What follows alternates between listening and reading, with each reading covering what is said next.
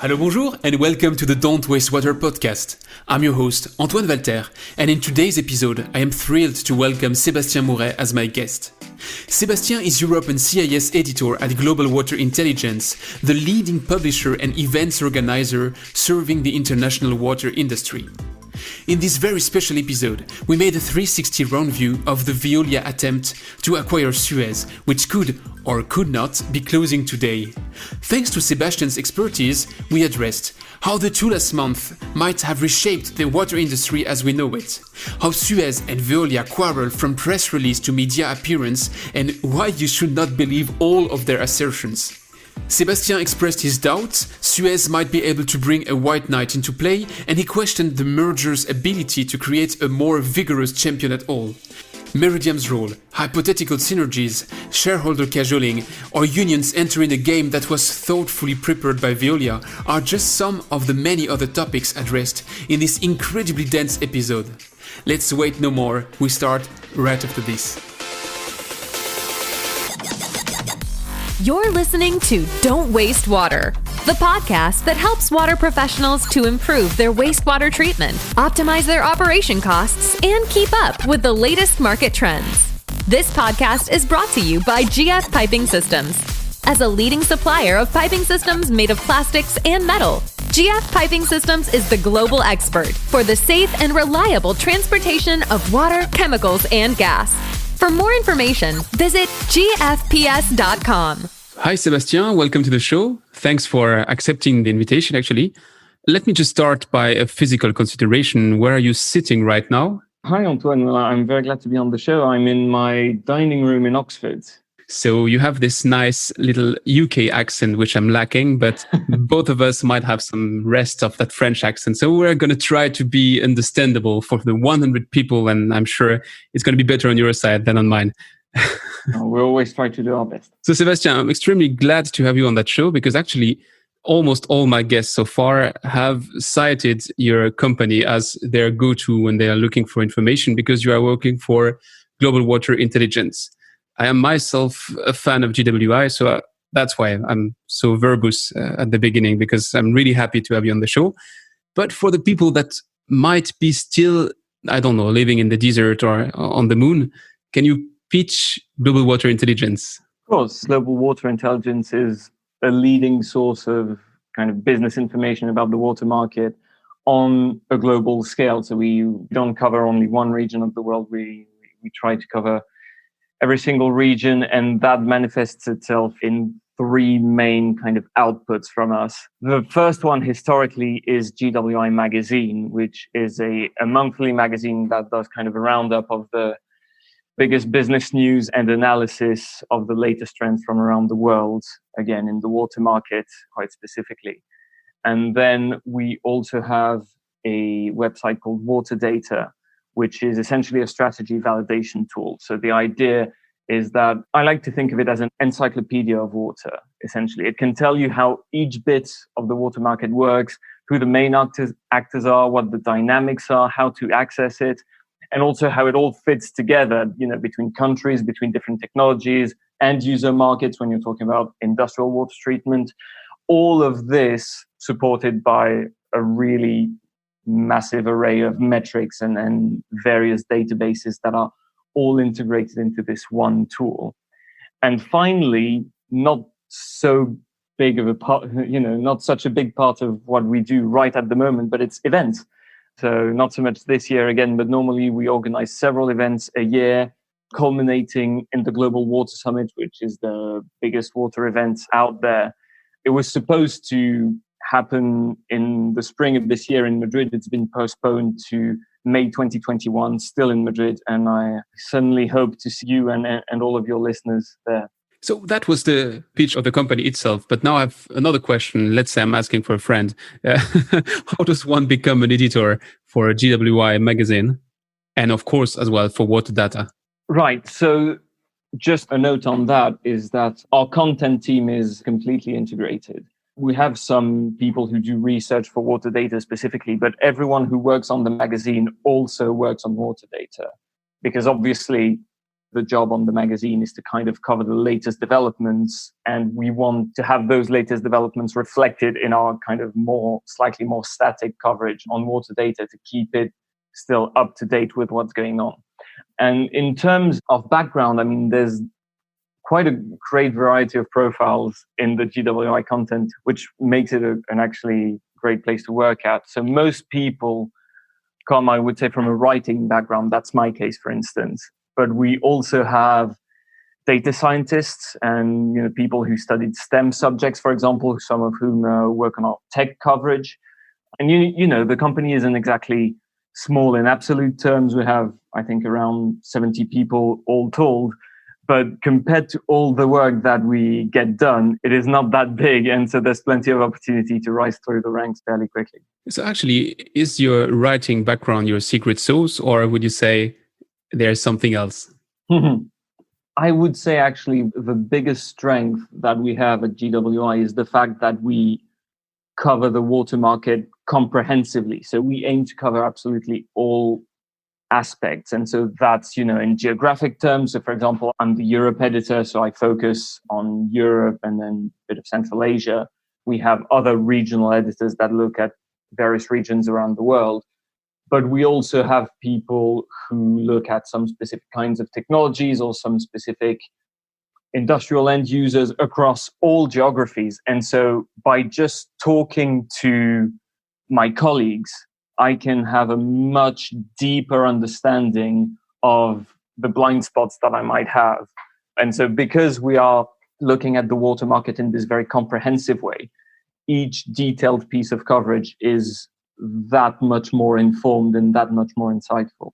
Actually, this deep knowledge of the sector and this insightful aspect is exactly the reason why I wanted to have this discussion with you today, and that's going to be my not so smooth transition to the deep dive. But, the news just crashed kind of the schedule of this podcast. And usually I'm recording things weeks in advance and lets me much time to edit. So this one, which is in the ear of our listeners right now, is going to be a challenge on the technical end. But there's a good reason for that. It's that we are leaving a drama, which is not happening every day in the water industry.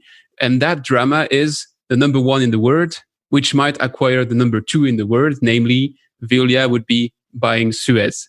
And that went pretty fast when you look at it, because just 2 months ago, Engie, which is owning this 30% shares in Suez, said that they might be considering selling that. So they might be considering keeping it, but also selling it. 1 month later, Veolia just comes out of the wood and say, guys, we're going to invest 3 billion and we're going to buy this out. And today, which is the day of release of this episode, we are the 30th of September, which is supposed to be the day where Engie has to take a decision, because that's the ultimatum from Veolia. And we're going to see in the next minutes that there might be amendments to that. But right from the beginning, how is it possible that the number one in the world could be buying the number two in the world, and that this full decision process takes only 2 months? First of all, just to be clear for our listeners, we're recording on the 28th, so there might be much might happen in the next 2 days. You're right.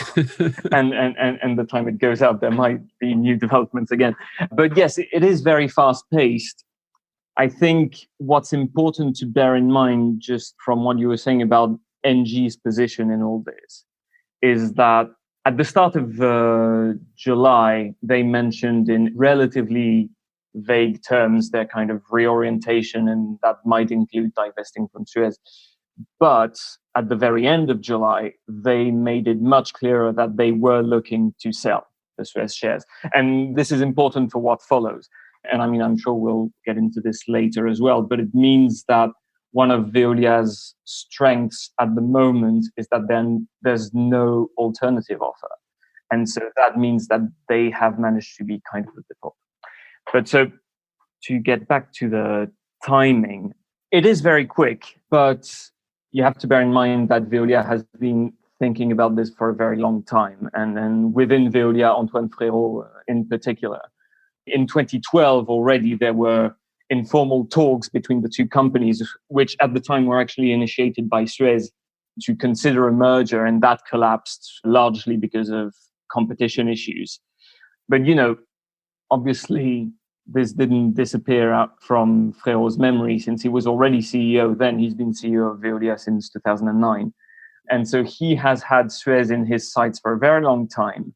And when NG started making noises towards maybe selling their stake in Suez, he jumped on the opportunity. But there had been, I think, a lot of preparation beforehand. And I think you can see that in the level of detail that Veolia went into from the get-go. I mean, it's extremely rare in a kind of M&A attempt like this for the prospective buyer to come out with a 10 or 12 slide PowerPoint detailing exactly what they want to do, what they want to sell, what they want to keep, how much they want to invest, how much they want to kind of save in the long term, etc.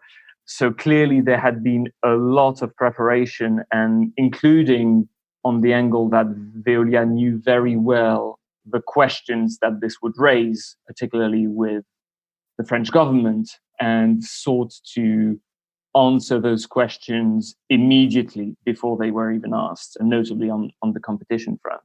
So on that sense, the 2 months are just the tip of the iceberg.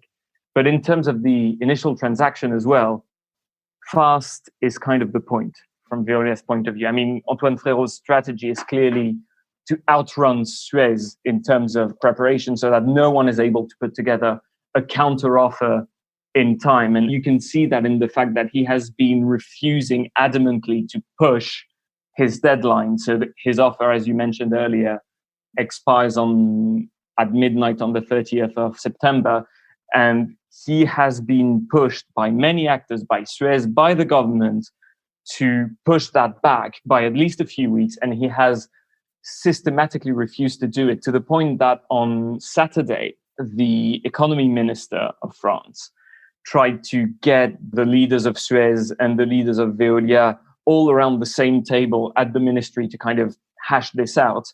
And Antoine Frérot simply refused to come because he said that, the agenda of the meeting was just to push back the deadline, and he was refusing even to discuss it. The fact that they were very nicely prepared, and I also read that they had a very busy summer, actually, because they were actively preparing the financial side and also all the reaction by advance to all kind of objections. So it was very well prepared, but that has also a consequence on the price, because the offer today from Veolia on the table is for this 30% of Suez, so the 29.9%, is at 3 billion, which would value the full Suez at 10 billion. And it is said that Engie would expect 20% more. But how can they expect 20% more if there is only one buyer? Is there any chance that it goes higher, that there's kind of overbid?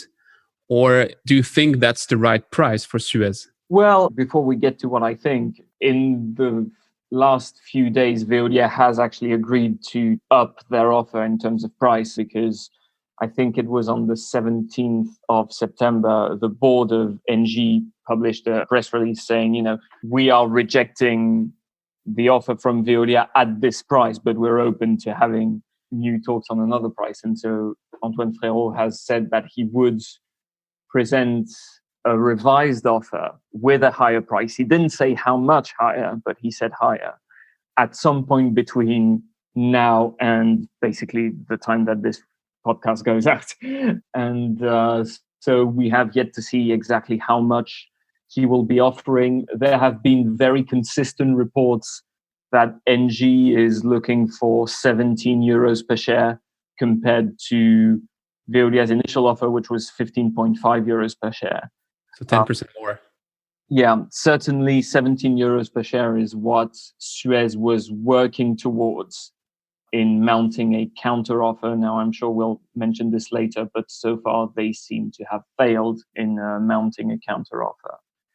So it all depends. In terms of what I think, I think that Suez's leadership made a fairly good point in saying that it was undervaluing the company, because 15.5 euros per share is higher than the current valuation on the stock market, but that is after the massive negative impact that the COVID pandemic has had on the stock price. And if you look at the February stock price, it went as high up as 16 euros. If you look at a 17 euro per share, that would put the total value of the company at somewhere around 11.5 billion euros.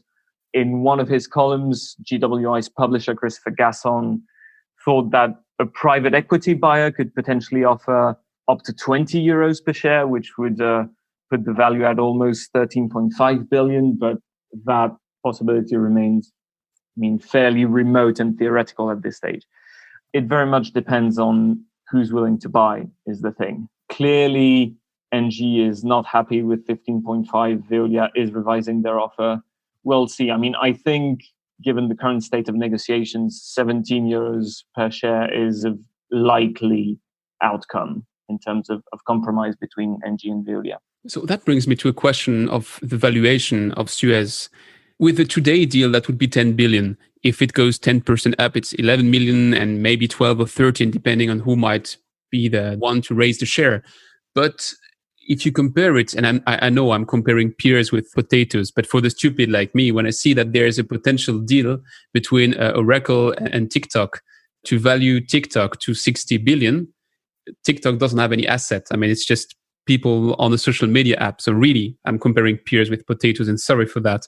But when you see on the other end that the number 2 in the world of water and waste management has this valuation of 12 billions, it's 20% of TikTok. Does that make sense? And why is there such a gap between this industry and the social media industry? If I wanted to be a bit nitpicky, I would point out that the 60 billion figure is in dollars and the 12 billion is in euros. But okay, that doesn't change the order of magnitude. You're right. I think the discrepancy here has much more to do with something that's kind of intrinsic to the tech sector, where you have kind of crazy valuations over a very thin, not only asset base, but even a very thin revenue base. If you look at, Facebook, when they first made their IPO, they had hardly any revenue at all, and they were immediately valued in the billions. I think it's something that's much more to do with the tech sector specifically, rather than with anything to do with Suez or even with water. If you compare Suez with another kind of big global industrial group like Peugeot Citroën in automotive, for example, I just checked earlier today the market valuation of Peugeot Citroën. It's something like 14 billion euros. So it's very much the same order of magnitude. So yeah, again, I think TikTok, you have to look at that with a tech lens rather than trying to compare that to really any other sector, not just water. So tech is out of this word, and the other sectors have more the feet on the ground. Makes sense. Yeah. But actually, if you look at this coronavirus times, where all the various countries are building some stimulus plans just to relaunch the economy, and I'm not talking of second wave or whatever, but all of that is always has to do with circular economy, with bringing back this aspect, the focus on environmental services and all of that. And Suez and Veolia are exactly at the heart of it, in the eye of the hurricane, actually. And shouldn't that help Suez to find a white knight that would say, hey, that's the opportunity. I can be the one that helps them to get this 30% share and to build something bigger. Why is it so difficult for Suez to prepare a second offer to submit to Engie? So this is a bit of a tricky one. Starting with the economic packages and the focus on the green economy and circular economy, etc., that is going to be favorable to the water and waste sectors as a whole.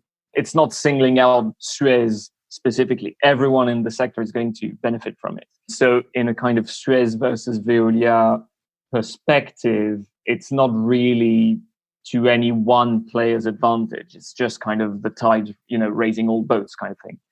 In terms of the difficulties that Suez has found, it's hard to know for sure, of course, because this is all being negotiated behind closed doors. But judging from what I've read and heard, it seems that there's kind of two major problems here. First of all, is that there's not that much kind of private equity floating around in France. There aren't very many kind of big private equity funds that are French, and the fact that the project should be a majority French project is very much a sine qua non condition for the French government. So there's that. And then the ones that you have, well, one of them is Meridiam, who, of course, is very much on the Veolia side of this whole thing because they are lined up to buy Suez Water France if Veolia is successful in buying Suez as a whole. So they're kind of out of the equation for Suez, obviously. And then another one is Ardian, which is the largest one that we have in France, really. And Suez did talk to them, but they have refused to commit. And Antin is another one, a smaller one, which was in quite advanced talks with Suez, actually up to very recently. But then on Wednesday, I believe, they pulled out of the talk. And that's incidentally when, or perhaps not coincidentally, the board of Suez pulled out of their hats this little foundation maneuver that I'm sure we'll touch upon later. But basically, one of the likely reasons why all of these investment funds prefer not to commit themselves to Suez is that they don't want to take sides, especially in a context where the government's position is kind of ambiguous. Because, France is a very important country. It's a very big economic power, but it's the economic circles at the top are a very small world, and you don't really want to be on the wrong side of the government, so to speak. To upset someone or, yeah. Yeah, in terms of future deals. And because the very first voice that we heard from the government in this whole thing was the prime minister, who I think very hastily answered the question from a journalist by saying, oh yes, this Veolia's project makes sense. It's a very good project. You need to protect jobs, etc. But Mr. Frérot has told me that he will protect all jobs. So, as far as I'm concerned, it's all fine.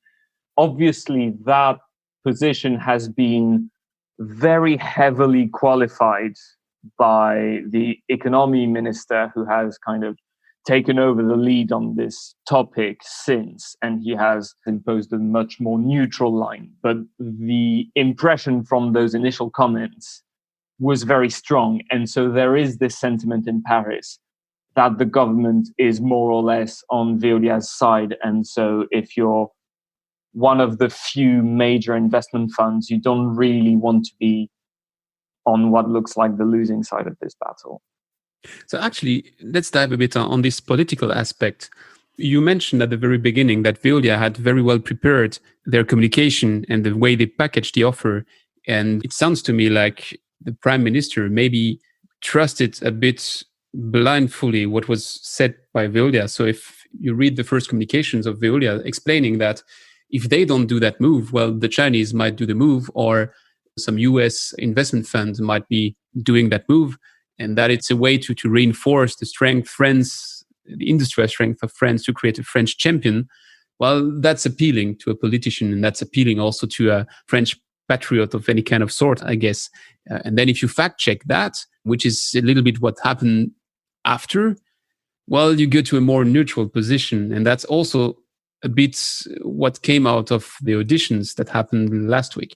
So do you think that the missing element was this fact checking, and that now politicians try to balance that out and to see, okay, what's myth and what's reality? I think there's a bit of that. I mean, certainly, Antoine Frérot is a very skilled operator in this world, and he made sure to take the initiative in talking to all the right people and presenting his project to all the right people in person so that they would hear it from him and that they would hear it first before, they had time to hear kind of all the counter arguments, which, to be honest, Suez was a bit slow in putting out there. I mean, they were very, very silent for the first few days of this, while Veolia was going on media frenzy. I mean, I don't think there's been a single week since the initial announcement where Antoine Frérot was on television less than twice. He's been on television a lot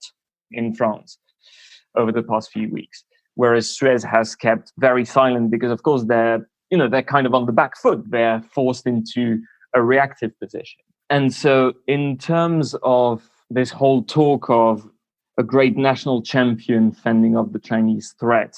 Let's deal with the whole Chinese thing, first of all. It's a bit of a scarecrow, isn't it? I mean, I think scarecrow, like Chinese scarecrow, is actually the term that Bertrand Camus used during the parliamentary hearing, certainly in the water market. I've noticed that the concrete examples, very few concrete examples that Antoine Frérot took to kind of substantiate his talk about Chinese competition were all in the waste sector, not really in the water sector. So maybe in the waste sector, it's much more real. That I'm not sure of. But in the water sector, it's really not comparable because, I mean, you have very big operator groups inside China, but they're very big because they operate, one or two cities that each have more than 1 million people. So it's a question of population density, for one. And they're not that active internationally. And then you have a few EPC contractors that are starting to offer some steeper competition for, building desal plants in the Middle East and all that sort of thing. But there is no company in the world from anywhere really that has the breadth of offering that Veolia and Suez both have. There's no other company in the world that builds its own technology and builds the plant from the ground up and can operate it and can take over concessions, etc., and do all of that in one single company. That doesn't exist. It's only Veolia and Suez, really. And then SOR to a lesser extent, because they're only really starting to that kind of technology arm together with the acquisition of Minehouse. Mm-hmm. So the threat of competition from China or anywhere really on Veolia and Suez is not that big to start with. And then the idea that doubling in size would be the answer really doesn't make much sense. It's the kind of strategy that makes sense when you're talking about manufacturing. Airbus is a great example of that, where all of the aircraft manufacturers in Europe all became one, and then you have a manufacturer that can export to the entire world. That makes sense. In the service industry, which is what we're talking about, it doesn't really add up, because what you end up with is half of the number of bids that you could make with two people, and so half the chances of winning one. And that's just kind of the mathematics of it. But if you look at the political and almost the psychological aspect of it, having one kind of massive juggernaut bearing the French standard and going all around the world to export French technology, that sounds fantastic in Paris.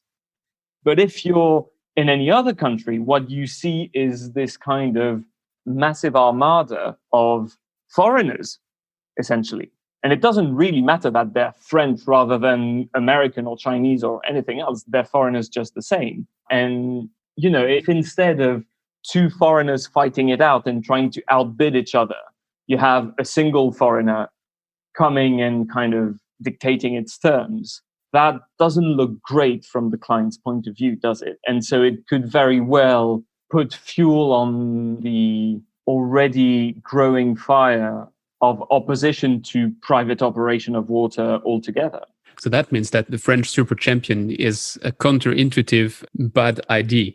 I mean, as you said, seen from Paris sounds great, but because of the specificity of that market, it doesn't really make sense, or it doesn't make more sense than what the two groups are already doing today.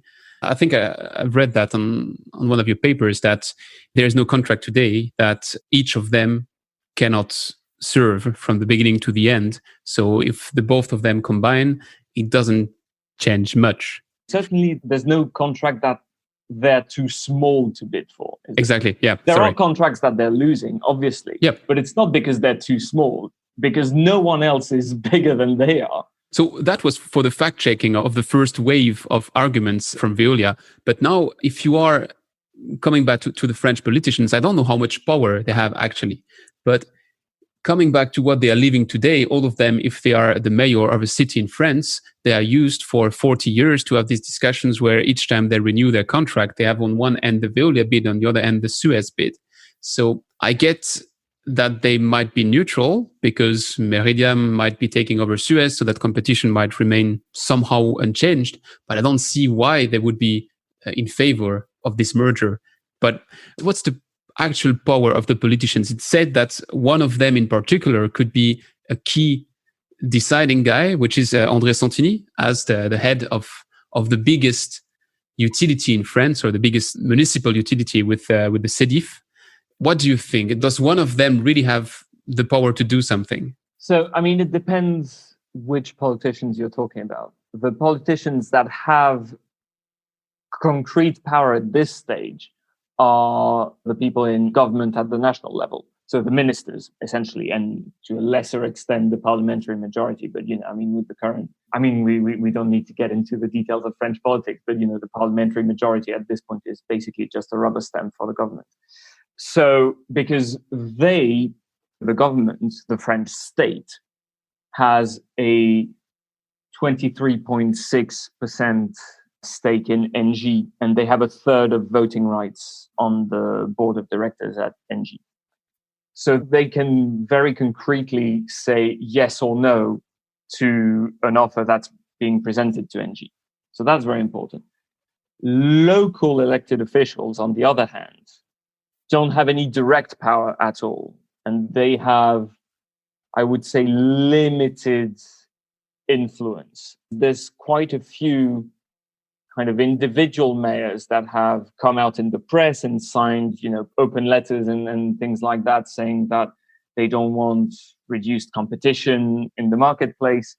But the actual association of mayors has published a press release saying that they would remain officially neutral, which in effect, whatever their intentions, in effect is in favor of Veolia because it removes an obstacle that was otherwise expected.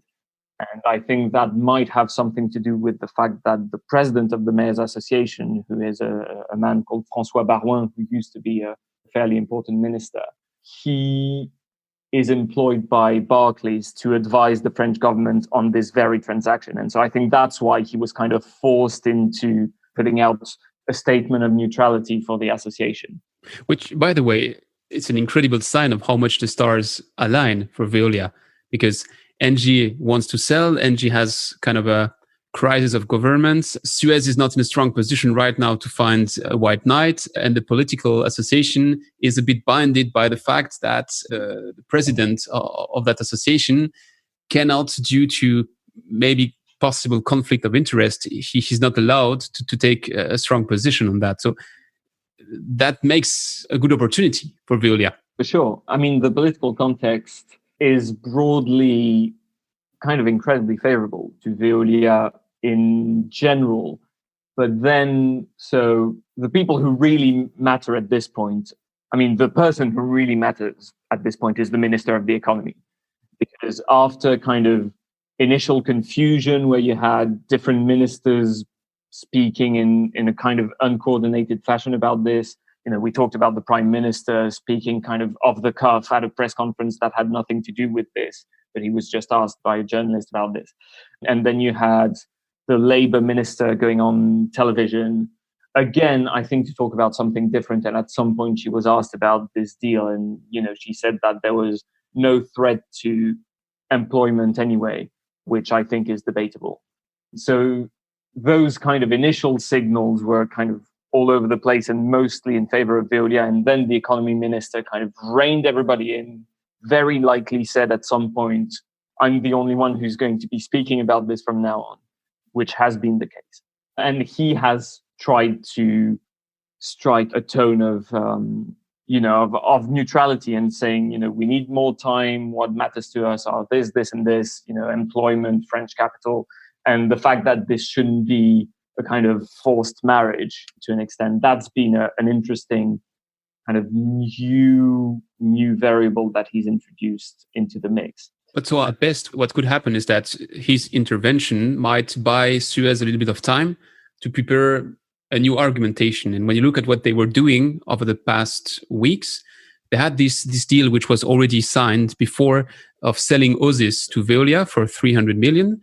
And they just announced, which was also scheduled, but I have the feeling it was a bit rushed, that they are now selling for 1.1 billion of assets in Germany, Luxembourg, Netherlands, and Poland in the waste sector. Yeah, and they've added Sweden to that list since then as well. Okay, so basically they are a bit speeding up their process of selling non-core assets, having this asset rotation program, which means they have free cash, which is a nice opportunity maybe to buy back their shares, or which is also a way to appeal to a potential investor to see, look, we have available cash, which shows that we are not a dead horse. But on the other end, it's also giving an interesting argument to Antoine Frérot, which is saying by now they've sold 13,000 of their 90,000 people working. So if you just give them some more time, who knows what's going to be left in Suez by December. So what do they exactly intend to achieve with this the sales of assets? The thing you have to bear in mind, first of all, and I think this is something that Veolia's PR machine is very deliberately ignoring, is the fact that Suez had been planning for a while to sell between 3 and 4 billion euros in assets between 2019 and 2023, right? And by the way, Veolia has an equivalent plan on their side as well, which has been in place, I think, since 2019 as well, or maybe 2018. This predates the acquisition offer. Suez has been accelerating it in response to the acquisition offer. I don't think it's because they intend to buy back their own shares, certainly not all of them. I mean, they don't have the money to do it. For a start, they're starting to accelerate this process, but by the time the cash comes in, it will be too late, and they're certainly not going to get the 3 billion immediately or anywhere near quick enough. But what their strategy is, and you can see that in their press release and in the language that they're using, is that they want, exactly as you said, to kind of show their shareholders and any potential future shareholder, investor, that they are in a position to generate value for them. And that's why they announced that, the proceeds from those sales would be very largely redistributed to shareholders, which again, Veolia has been using against Suez in a PR battle, basically saying, playing outrage and saying, oh, how dare they, distribute an extra billion euros to their shareholders in the middle of the pandemic, kind of riding the political wave of demonizing shareholders, which always pays off in French politics, but is very ironic coming from Veolia because they're doing that for the past 20 years. Exactly. They've been very good at making sure that their shareholders are happy. And I mean, if you look at even the share performance in the stock markets of Veolia versus Suez over the past 10 years, Veolia has consistently outperformed Suez because they've made sure that their dividends are steadily rising, whereas Suez's dividend has been the same for years and years. So I think it's very disingenuous of them. But to go back to your main point, I think the point of this acceleration of the asset sale, which again is in reaction to Veolia's attempt at takeover, is more to promise value to investors and maybe to participate in the share buybacks, but to, as a kind of minority, rather than just to generate enough cash to buy all of NG's 32%, because they're not going to be able to do that anyway. So if the intention is to increase the confidence of a potential investor, isn't it kind of a strange initiative to be so supportive to the unions and to even foster the reactions of the union with this Always Suez campaign, with the strikes in France, saying that out of these synergies that Veolia is seeing in the merger, a part of it has going to be down the line that some jobs are going to be just lost in the merger. So it's kind of a double take. On one end, you try to please your shareholders so that they get more eager to invest in the company. But on the other end, you are playing with the unions, which we know is anyways the image of France.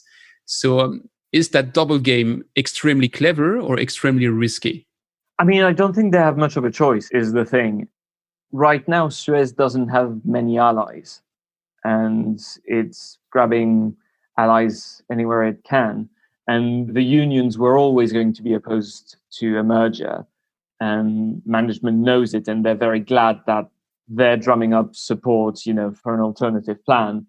It also plays into their hand that of basically saying, no one at Suez wants this. The company cultures are very different, etc., which Veolia has countered with some valid argument, I think, including using the example of Osis precisely, which was sold to Veolia very, very recently.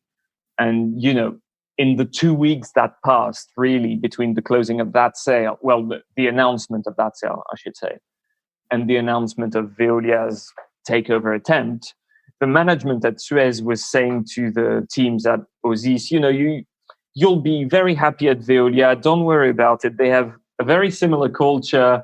It's not going to be a problem for you. And then 2 weeks later, they completely changed tack, and suddenly, they're saying to all Suez employees, Veolia is the enemy. I think that's a fair point that Antoine Frérot is raising, that there's this kind of double standard, but it's also to be expected that, Suez would fight back using any allies that it finds, including the unions. Now, if we go back to the tactics that they are playing those days, still, if you bear in mind that they want to have the favors of the French government, which might be an ally if they can win some time there. Isn't it curious, the move that they made to take Suez water in France and to put it in a foundation under the right of the Netherlands, which it's a clever tactics in the sense that the foundation in the Netherlands are pretty strong. And we have seen with, I think it was ArcelorMittal, when there was this battle between the two big ones that used the same tactics. I mean, Arcelor used the same tactics. So it's proven to have some strength. But if you take, again, your critical eye and you say they are taking their asset, which they pretend to be key and that they don't want to harm at all, and they put it in kind of a fiscal paradise one way or the other, and they protect it under the protection of a foreign state, of course, in the European Union as well. But still, isn't it also a strange move? And is it really a move that can block the full situation? Because Veolia could also sell out their own water business. And if they take over fully Suez, they will also take over that foundation. Yes. So first of all, there's quite a lot of misinformation circulating about this thing. And I think the blame partly rests on Suez, because their initial press release was not very clear and was very easy to kind of be mistaken. Okay. What they actually did was create a foundation under Dutch law, because it's a lot easier and a lot quicker to create a foundation under Dutch law than it is to create one in France. And then they transferred one share from Suez Waterfront to that foundation and one share from another subsidiary that they didn't name, which is also impacted by the waterfront's activity. I would imagine it's probably De Grémont France or something like that. The foundation holds 2 shares of those subsidiary companies out of, for Suez Waterfront, it's 42 million shares. So the ownership of the subsidiary has not been transferred to the Netherlands at all. The ownership of the subsidiary remains, to 99.9% in the hands of Suez SA, which is, a French company. But the way that the subsidiary companies are structured, they're not an SA. I mean, if we want to go into kind of the specifics of the French company law, they're not a société anonyme. They are a société par action simplifiée. And so that means that a lot of the internal governance of those SAS, as they're called, is left up to their own statutes. And so the way that Suez has written those statutes, it means that even if you hold a single share, you have veto power over things like acquisitions and sales and things like that. So it means that with a transfer of, a completely negligible amount of ownership, of actual ownership, it gives the foundation veto power. And the foundation is under Dutch law, but the people actually running the foundation are going to be one Dutch lawyer and one employee representative of Suez and one former employee representative of Suez. So there's no transfer of assets to a tax haven at all. It has absolutely no bearing on anything to do with taxes or ownership. It's really just a question of control. So that's the one thing. Then on whether it matters or not. I think it was a very clever tactical move because it certainly makes Veolia's job harder because basically it forces them to sell off some other Veolia's own water activities, essentially, or at least some of them, in order to comply with the antitrust legislation, which they're really not happy with the idea of doing that. But it's not going to change the outcome fully. It's only a tactical move, really, because Suez is fighting a rearguard battle at the moment. They've talked to every single investor that they could find.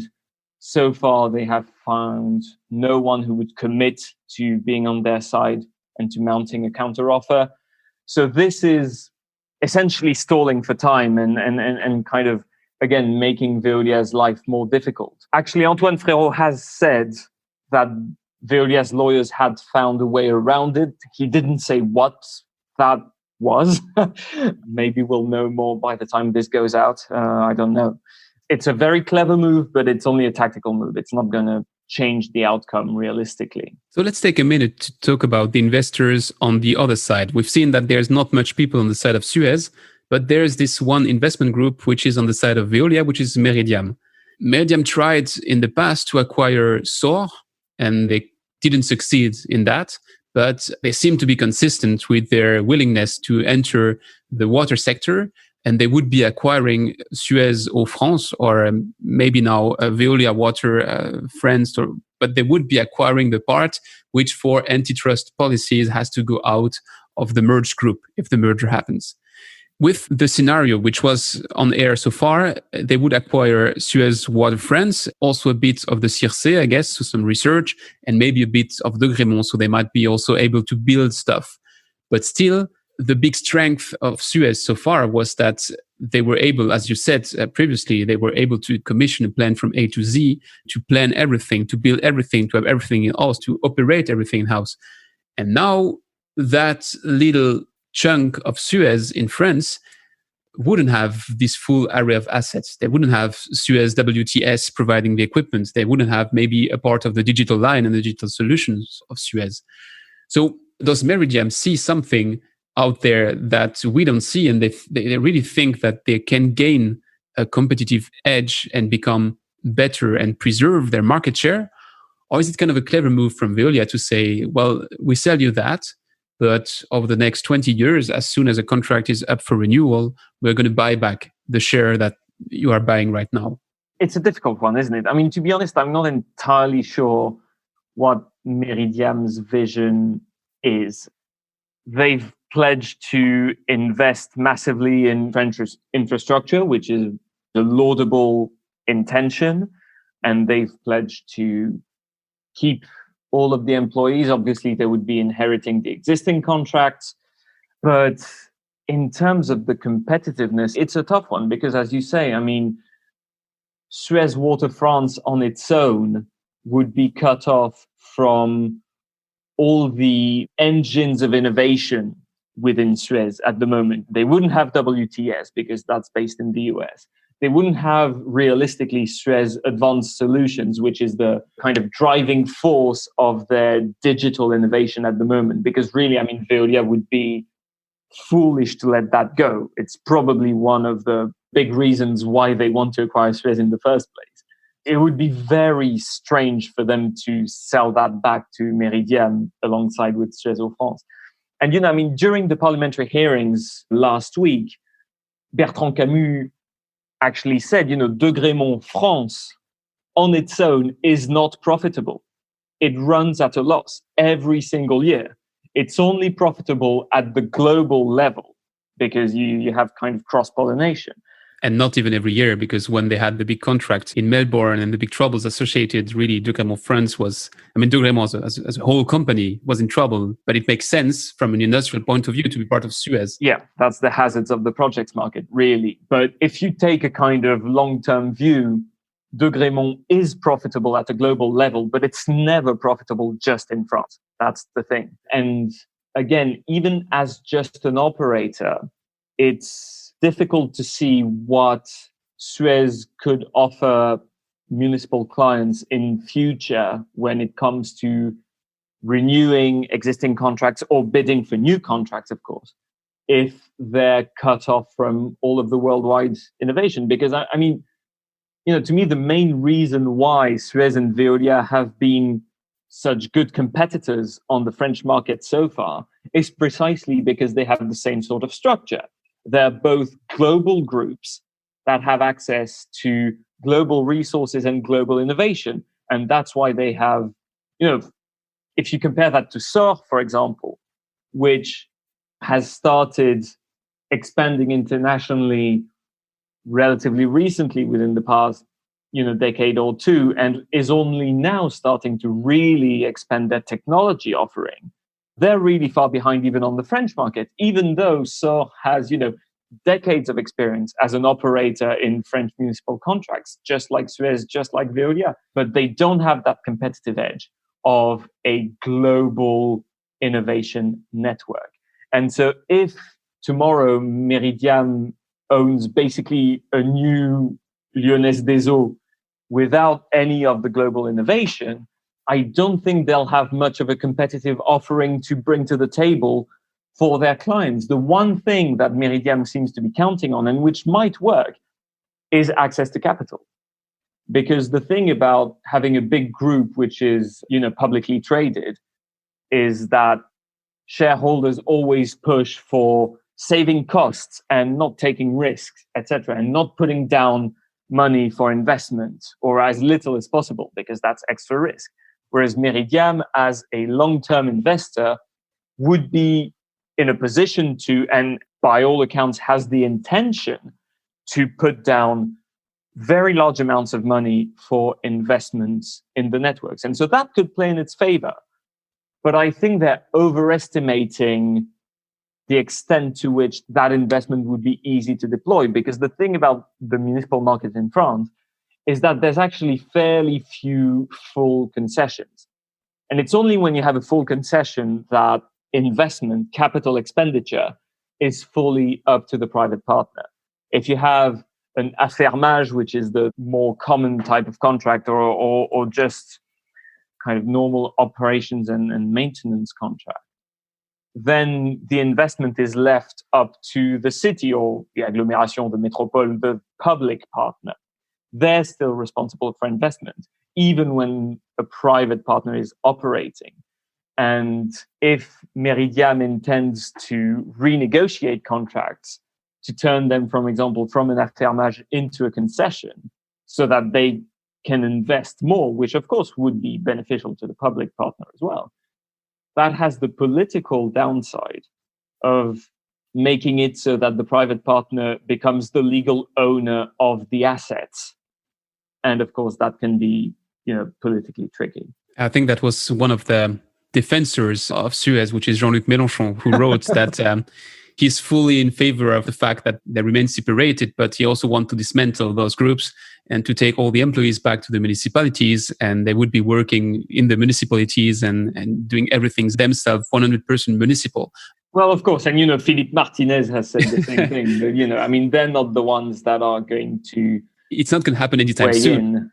But nevertheless, the trend is there. So it's difficult to say that there's going to be this shift. And actually, I was reading an interview from Estelle Brackenhoff, which is the number 2 of Veolia, and she gave 2 facts that to me were opening new questions. She says that Meridiam was going to invest 800 millions, and I don't see in what. And the other thing is, she also said that Meridiam might not limit themselves to France, that once they have this knowledge, they're going to build Suez back as a phoenix, and Suez Water France might become Suez Water, and then Suez, and be a competitor to the new merger of Veolia and Suez. So it's like a worm. You cook the worm in 2 and you have 2 worms. I mean, that sounds to me, the second part of this sounds to me like wishful thinking. The 800 million is the figure that Meridiam themselves have been, floating all around. So that is very much, at least their intention. Again, whether they'll be able to do it is another thing. But going international from the basis of Suez Water France is not something that Thierry Dehau, the CEO of Meridiam, has talked about himself, at least not publicly. And, it sounds like, to me, I haven't actually read this interview, so I'm reacting kind of in real time here. But I would say my instinct is to think that this is meant to appease, politicians and regulators and have them think, no, don't worry, it'll all be fine. There's no threat to competition, either in France or abroad. It's all going to be fine. It's certainly a possibility. I'm not saying that it's never going to happen, but it's definitely not going to happen in the short term. It's going to take a lot of time if it happens. And there is, a very real possibility that it might not happen as well. Mm-hmm. Actually, in that interview, she also mentioned another point, which is also an open question to me. Veolia is mentioning that they intend to do 500 millions of synergies and economies, and this without cutting one single job. So on one end, if I was working for Suez in the CB21 in Paris, I would be concerned, because I guess that maybe in the assets out there in the world, you cannot from one day to another cut jobs. But from the corporate end, I don't see why you would have two corporates. But that's one first question. The second thing is she was explaining in the interview that where the 500 million would come from is that there are operational synergies. Like she said that in the UK, the assets that Veolia have 93% availability when Suez only has 88% availability, which means that if you take the good practices from Veolia and you transfer them to Suez, you're going to win this 5% availability on the assets, and that's going to make 13 millions. And she also said that the wastewater treatment plants, on the other hand, are better operated by Suez than they are by Veolia. So once again, if you take the best practices and you transfer it from Suez to Veolia, you're going to improve globally. So that sounds absolutely nice on the paper, but how adding up all those little savings, if you can reach them at all, how do you achieve the 500 millions? And do you really believe that no jobs are on the line? What you have to bear in mind is that this 500 million figure, they announced that from the very start. From the very start of the announcement of their operation, they said we are going to make 500 million in cost synergies on top of the 1 billion savings program that each of the two companies has. So, Suez has this Suez 2030 plan that I've mentioned without saying the name before, that says we're going to cut €1 billion in costs by 2023. Veolia has a plan called Impact 2023, which says pretty much exactly the same thing. So each of the two companies was always supposed to save 1 billion on its own. So that's 2 billion. And Veolia is saying on top of that, they'll save 500 million. So that's 2.5 billion euros saved by 2023. You can optimize the way a wastewater treatment plant works all you like. You can't achieve 2.5 billion euros in savings without cutting at least some salaries. It sounds completely outlandish to me. Obviously what this course has been focusing on is that the people on the ground are employed as part of contracts with the municipalities, which is, of course, absolutely true. And so there's no reason to think that, the people actually running utilities, be it water, wastewater, or solid waste utilities, are going to lose their job. They are, by, all reckoning, going to be safe. But as you said, the question is for the corporate jobs. And there are thousands of them in France and abroad. And I find it very hard to believe that Veolia could achieve its target of savings and lose not a single job at the same time. That seems very, very unlikely to me. Actually, it's pretty funny that the wastewater treatment plant come as an example, because the first cost by far on the wastewater treatment plant is personal cost. When you say you try to optimize things on a wastewater treatment plant, it's hard to believe that it's not touching the jobs. Of course, it's not on the short term, but on the long run, the synergies are going to come from automation or whatever could. It's another debate, which I don't want to enter right now. But I was quite surprised to see that that's the prime argument. We're going to cut costs because we are becoming so much better. But by the way, I saw that Suez now is not aiming for 1 billion, but 1.2 billion. So I think if they keep winning some time from the government somewhere down the line, they're going to find themselves those synergies. the numbers can be made up? Who's going to verify that? So I know I'm being a bit sarcastic, but it's a bit those big numbers. Well, hopefully GWI is going to verify it, but it'll be, after the fact. So, no, but it's complicated because I don't know. I think we've said as much as we can on this. Maybe just one thing just to say that Suez management, and in particular Jean-Marc Boursier, who's the COO of the group and also the head of Suez Water France, he has said that Suez thinks that there's 10,000 jobs on the line, including 4,000 in France. Now, I think that is a bit exaggerated because those numbers, and Suez has said it themselves, those numbers come from estimates that were made back in 2012 when the merger was initially kind of explored. Back in 2012, there was no talk of selling off Suez Water France to, anyone like Meridiam or anything. So those job losses would have included a lot of mashing together of the two corporates and then kind of functioning on the ground in France, which is not, even if Veolia gets their way, is not going to happen this time. So I think that Suez's prediction for job losses is a bit exaggerated. But on the other hand, Veolia's promise that there'll be absolutely zero loss of jobs seems completely unrealistic to me. So, Sebastien, I have to be a bit cautious of your time at some point. And it's a fascinating topic to me. So I could be keeping asking questions for half an hour or an hour pretty easily. But I think it's a drama. So assuming that today is not the last day and that there might be a new offer or a new something, I'm pretty sure that somewhere in the future, we might be able to comment on a new element of that drama. So if you don't mind, just I have a last one. And maybe if you appreciated the exercise, I would be very happy to re-invite you on that microphone to speak about that same drama a bit later. But you mentioned that, just bought Neuhaus, that Dupont is buying several companies that, when you go on GWI, let me do some advertising. If you go on GWI Water Data and you have a look at your specific section about the merger and acquisition, it's just never ending. There's something new every week. I think the last one was Aliaxis buying Kendu. There's several ones. What is happening in the water sector? Is it something which is really punctual right now because of the COVID, or does it have absolutely nothing to do and that was going to happen anyways because having the two biggest companies in the world representing 5% of the world market shows that the market is so fragmented that it has to consolidate at some point? That is a very, very... That was a very broad question for... And, I think the one thing I can say in a short amount of time is that I don't think it's particularly to do with COVID. Perhaps COVID has accelerated some things. It has certainly slowed down many things. So I don't think it's anything to do particularly with COVID. If you look at, the reasons why this whole Veolia Suez business emerged in the first place, it's because ENGIE is reorienting towards its core business, which is energy. And that doesn't really come from COVID at all.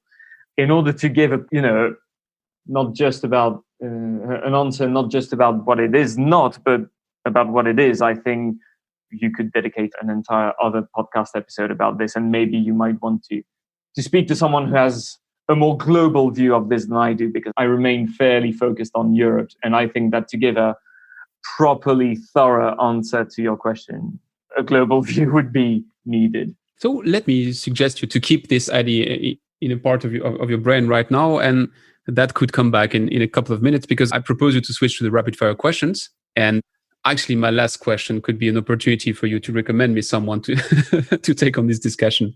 But no spoiler.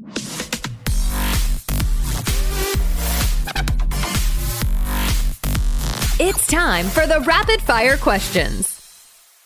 Let me start from the first one. What is the most exciting project you've been working on and why? Maybe that doesn't apply fully to your profile, but let's see what your take is on this one. Well, so I guess it all depends what you mean by project, right? The projects that I'm involved in are of a very different kind from what it is for most of your guests, since my project's mostly involved in researching and writing.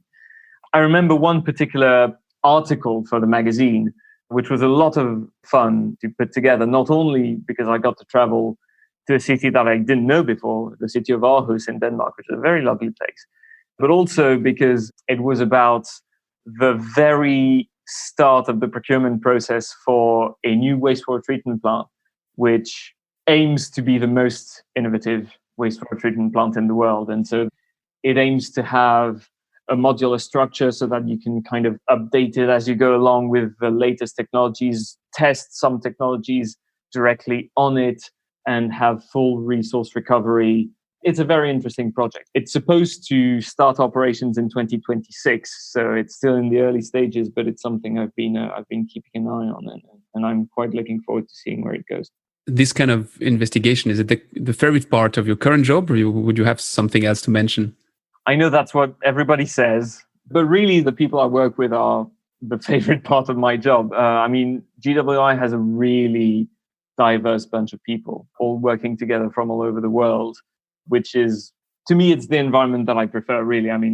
During my studies, I studied in quite a few different countries, and the very last year of my studies, I was just with French people, and I didn't like it very much.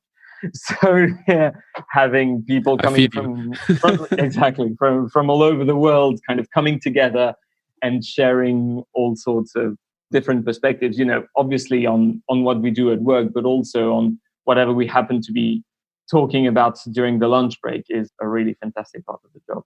Well, actually, my next question is really something which was made and written for you. What is the trend to watch out for in the water industry? Yeah, that is very much my job to answer that, indeed. Well, I can only speak to what's going on in Europe, but I would say sludge management really is the next big thing in the water sector, and especially, of course, in the wastewater subsector, because there's kind of a chain of reasons why.